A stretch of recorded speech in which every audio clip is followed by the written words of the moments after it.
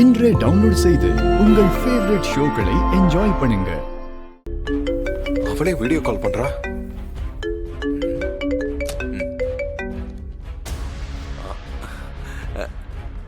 என்ன அஞ்சலி, இந்த நேரத்துல நீயே வீடியோ கால் பண்ணிருக்க? என்ன என் ஞாபகம் வந்துருச்சா? நான் வேணும்னா மீட்டிங் எல்லாம் ஒதுக்கி வச்சுட்டு உன்னை பார்க்க வரவா? கிளம்பி வா. ஆனா நான் இங்க இருக்க மாட்டேன். என்ன அஞ்சலி, நீ நீ ஏதோ தப்பா யோசிக்கிற. நீ என்னை விட்டு போனா தெரியும்டா, உன்னை விட்டு போனா நீ குடும்பத்தை அழிச்சிருவ, அதானே?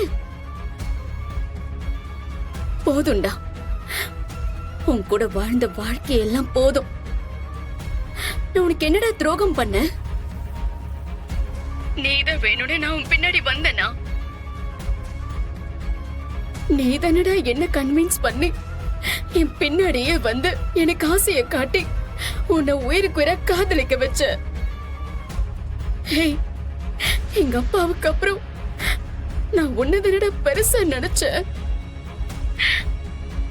உனக்காக என் குடும்பத்தையே விட்டு இந்த வீட்டுல தனியா உன் கூட வாழ்ந்த. ஒரு நல்லது கெட்டது கூட போகாம, எங்க அப்பா அம்மாவுக்கு ஒழுங்கா ஒரு போன் கூட பேசாம 24 மணி நேரமும் நீயே கதைன்னு கடந்த. அதுக்கு நீ கொடுத்த தண்டனை தானே இந்த வாழ்க்கை.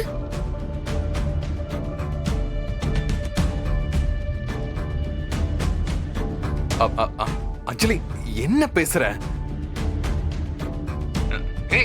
நீ நல்லா இருக்கணும் தானே நான் இதெல்லாம் பண்றேன். உன்னை சந்தோஷமா தானே பாத்துக்கிறேன். எது எது சந்தோஷம்? எது சந்தோஷம்? ஒரு பொண்ணு வீட்டுக்குள்ள அடைச்சு வச்சு வெளியே போனா உன் அப்பா அம்மாவை கொன்னுடுவேன், உன் குடும்பத்தை அழிச்சிருவேன்னு மிரட்டி சித்திரவதை பண்ணி அவளை காதலிக்க சொல்றதுக்கு பேருதான் சந்தோஷமான வாழ்க்கையா? டே, போதும்டா, எல்லாமே போதும். உன் கூட வாழ்ந்த வாழ்க்கை எல்லாமே போதும். டே, உன்ன மாதிரி ஒரு சைக்கோவுக்கு மகனாவோ மகளாவோ எப்பள்ள பொறுக்கவே கூடாது. எனக்கு கிடைச்ச தண்டனை என் குழந்தைக்கு கிடைக்க கூடாது. நான் போறேன், மொத்தமா போறேன். அஞ்சலி, அஞ்சலி ப்ளீஸ் அஞ்சலி, நீ என்ன சொன்னாலும் நான் கேட்கிறேன், ஓகே? ஆனா நீ எந்த முடிவும் எடுக்காத.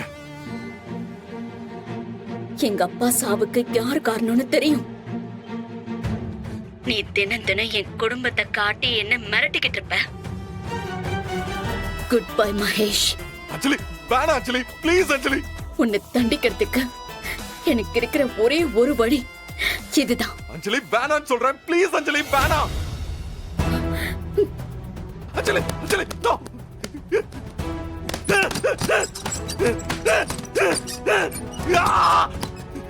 அஞ்சலி, என்ன பண்ணிட்டு இருக்க அஞ்சலி?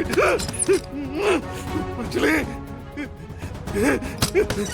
ஐயோ அஞ்சலி, அஞ்சலி. என்ன இந்த அஞ்சலி போன் எப்பவுமே ஸ்விட்ச் ஆஃப்லயே இருக்கு?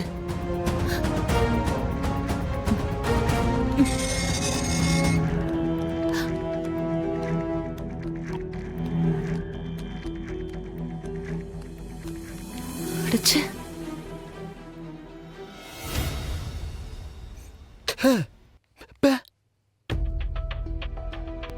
உன் தங்கச்சி அஞ்சலிக்கு தான் போன் பண்றேன், போன் போகவே மாட்டேங்குது, ஸ்விட்ச் ஆஃப்னே வருது.